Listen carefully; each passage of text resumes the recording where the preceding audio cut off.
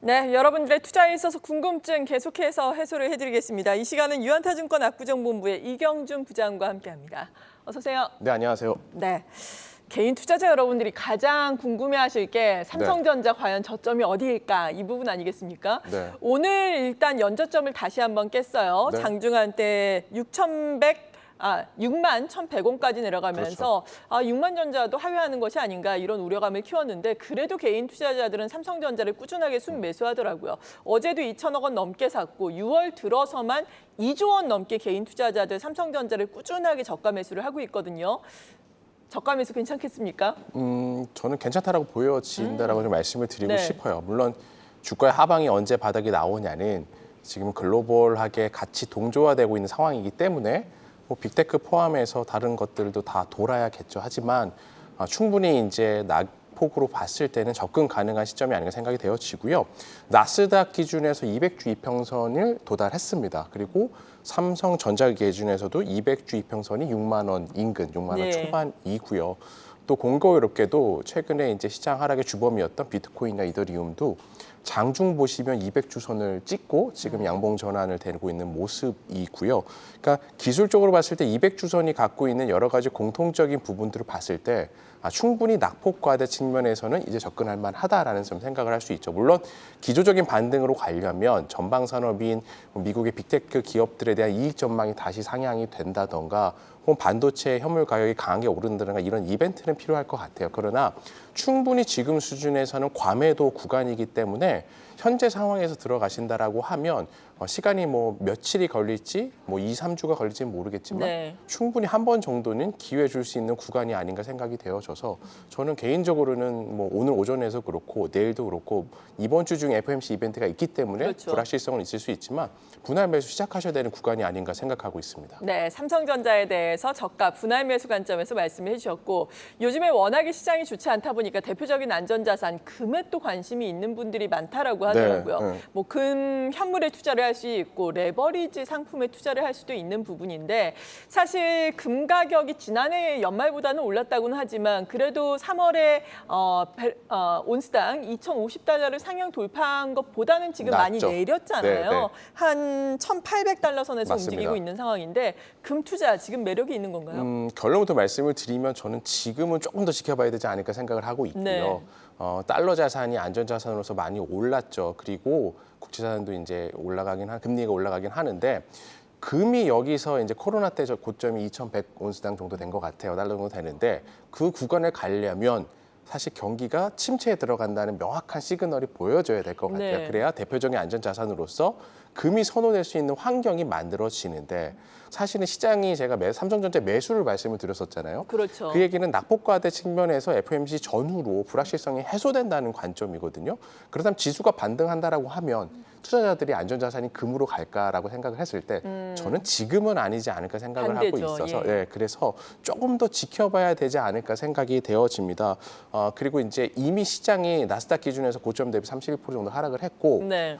이격도라는 것을 봤을 때도 사실은 서프라임과 IT 버블을 제외하고서 뭐 최근에 코로나 사태나 미중 무역 문제나 신용등급 강등이나 이런 것들에 대한 하락 부분이 거의 반영이 된 정도 주가 수준이거든요. 그러면 당연히 투자자들은 단기적으로 조금 더 매력 있는 게 무엇인가를 생각했을 때 많이 빠져 있는 종목들이나 자산들에 대해서 관심을 가질 수가 있어서 이번에 반등이 나온 이후 본격적인 시점은 사실은 9월, 10월인 것 같아요. 사실 금리 인상이 더 진행이 되고 그때까지도 인플레 잡지 못하면 본격적으로 리세션에 대한 얘기들이 많이 나오기 때문에 그쯤에서 저는 금에 대해서 관심을 갖는 게 맞지 않을까? 그래서 조금 더 지금은 지켜보자라는 생각을 가지고 있습니다. 네, 금 투자 지금은 약간 늦춰보자라고 말씀해 주셨습니다. 그리고 어제 시장이 뭐 무서웠죠. 네, 예. 무섭습니다. 예. 전반적으로 모든 종목들이 거의 하락을 했어요. 코스피 200 보니까 전 종목이 하락했는데 그나마 전거래일과 똑같은 가격을 지킨 것이 한국항공우주더라고요. 네, 네. 보합권에서 끝난 종목이 한 종목밖에 없었어요. 이런 가운데 누리호 발사도 앞두고 있는 상황인데 방산주 지금 관심을 가져도 좋을지 사실 한국항공우주는 지금 고점을 지켜내고 있다라고 하지만 제가 지금 방금 인텔리안 테크 보니까 뭐 많이 6월 빠졌죠. 들어서 20% 빠졌더라고요. 네, 네. 방산주 어떨까요? 일주일 단위 제가 방송을 네. 하고 있는데 간략하게 말씀을 드릴게요. 사실 지금 시점의 매력은 좀 떨어지는 것 같아요.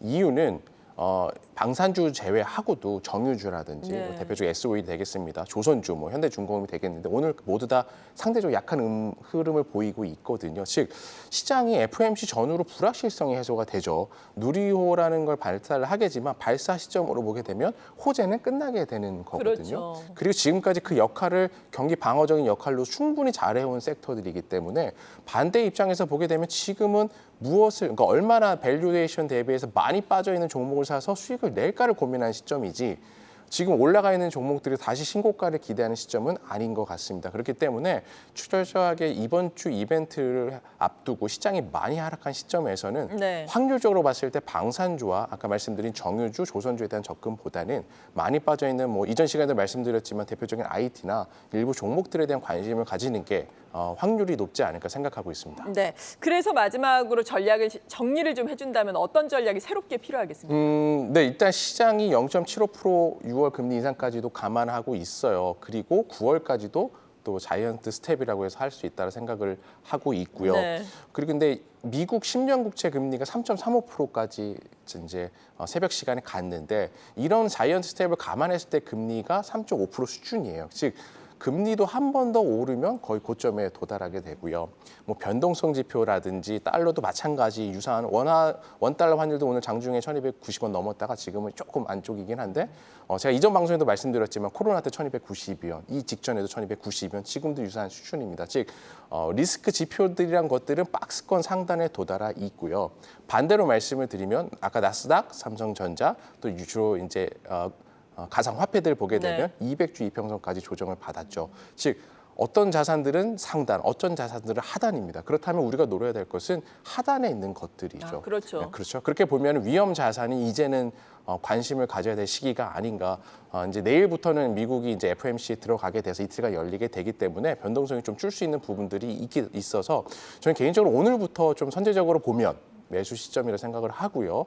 좀 보수적으로 보시면 내일이라도 좀 추가 매수를 하셔서 FOMC 이후에 불확실성이 해소되는 시점에 반등 타이밍을 좀 노려야 되지 않을까 생각이 되어지고 철저하게 낙폭과대 종목들을 좀 보시면 좋을 것 같고요. 오늘 장중에 점심쯤은 세상이 판단되어지는데 네. 바이든 대통령이 사우디의 뭐 왕세자와의 면담이 뭐 7월 중순 정도에 있을 수 있다는 얘기도 나오긴 했는데요. 유가와 관련된 공급을 해소할 수 있는 요소들이 나온다던가 미중 문제가 해소가 되게 되면은 이제 공급망 해소가 되죠.